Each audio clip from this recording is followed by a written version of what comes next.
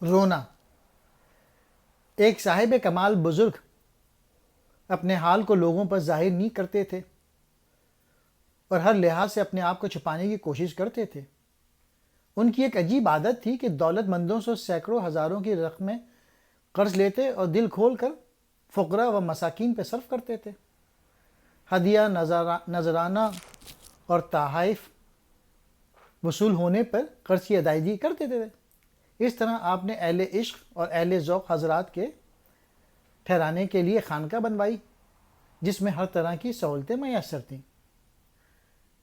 حضرت صاحب نے عرصہ دراز اس طرح سے گزار دیا، ادھر قرض لیتے، ادھر ضرورت مندوں میں تقسیم کر دیتے، اپنے پاس کوئی چیز نہیں رکھتے تھے۔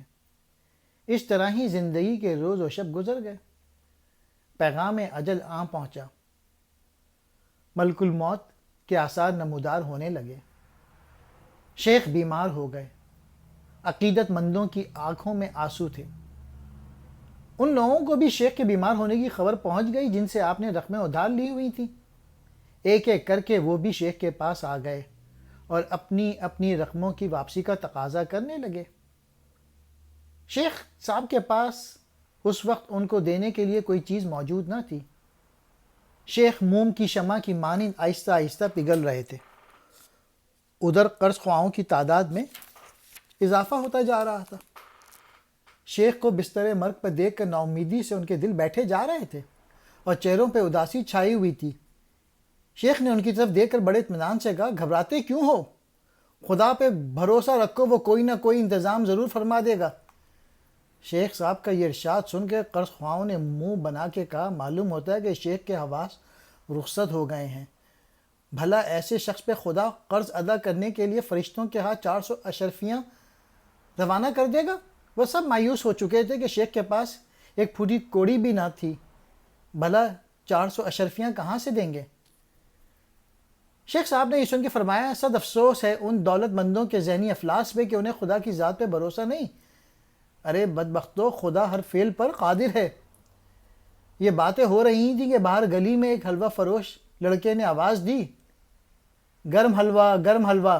شیخ نے یہ آواز سن کے اپنے خادم کو حکم دیا کہ جاؤ اس حلوہ فروش لڑکے سے سارا حلوہ خرید کے ان قرض خواہوں کو کھلا دو، کیونکہ یہ ہمارے مہمان ہیں، ان کی ضیافت کرنا ہمارا فرض ہے۔ خادم حکم ملتے ہی باہر گلی میں گیا۔ اس نے حلوہ فروش سے بچے کے سارے نصف دینار میں حلوہ کا سودا کیا۔ حلوے کا تھال لے کے شیخ صاحب کی خدمت میں حاضر ہوا۔ شیخ نے فرمایا، سارا حلوہ اس فقیر کی طرف سے مہمانوں میں تقسیم کر دو۔ سب نے مل کر مزے کے ساتھ حلوہ کھایا۔ تھال خالی ہوتے ہی حلوہ فروش بچے نے اٹھا لیا اور رقم کا مطالبہ کیا۔ شیخ نے کہا، کیسا دام، میرے پاس دینار کہاں سے آئے؟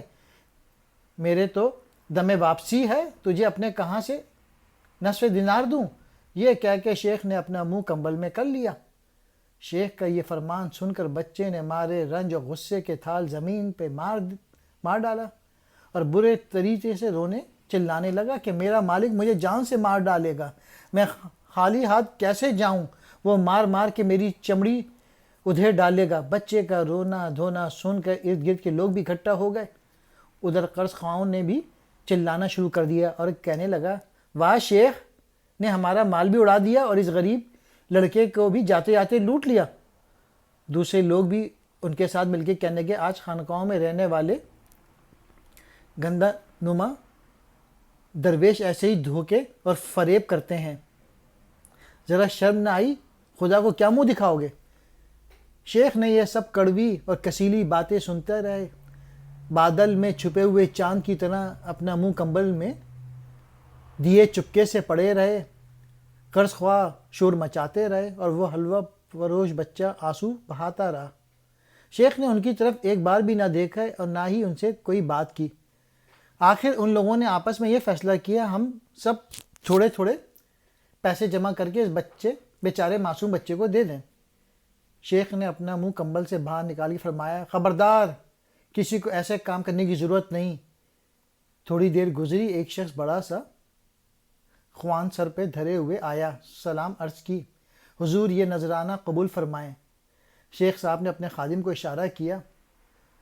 اس نے سرپوش اٹھایا۔ خوان میں 400 دینار ایک طرف اور نصف دینار دوسری طرف پڑا ہوا تھا۔ حاضرین مجلس یہ کرامت دیکھ کر ایک دم روتے ہوئے شیخ کے قدموں میں گر گئے اور اپنے کیے ہوئے پر بہت شرمندہ ہوئے کہ ہم نے اندھوں کی طرح لاٹھی چلا کر قندیلوں کو توڑا اور حضرت کی صحبت سے محروم ہو گئے۔ شیخ صاحب نے فرمایا، میں نے تم سب کو دل سے معاف کیا۔ اصل میں تم لوگوں کو اتنی دیر روکے رکھنے کا مقصد یہ تھا کہ میں نے اللہ تعالیٰ کے حضور یہ دعا کی تھی کہ اے میرے مالک، اس نازک موقع پہ میری مدد فرما۔ اس بچے کا نصف دینار اگرچہ مالیت میں کم تھا، مگر اللہ تعالیٰ کی ثقافت کا دریا اس بچے کے رونے سے، تڑپنے سے اور اضطراب کے سبب جوش میں آیا۔ یہ مشکل اس معصوم بچے کی گریہ زاری سے آسان ہو گئی۔ طفل حلوہ فروش کی مثال تیرے چشم گریاں سے ہے۔ جب تک بچہ روتا نہیں، ماں کی چھاتی سے دودھ نہیں ابلتا۔ جب تک آسمان اور بادل روتے نہیں، اس وقت تک چمن نہیں مسکراتا۔ اگر تو چاہتا ہے کہ تیرا مقصد بر آئے تو اپنی چشم گریاں سے کام لے۔ جب تک تو گریہ زاری سے کام نہیں لے گا، کامیابی و کامرانی ناممکن ہے۔ درس حکایت یہ ہے، کسی بھی مقصد میں کامیابی کے لیے چشم گریاں سے کام لینا بہت بہتر ہے۔ اس سے دریائے رحمت خداوندی انتہائی جوش میں آتا ہے۔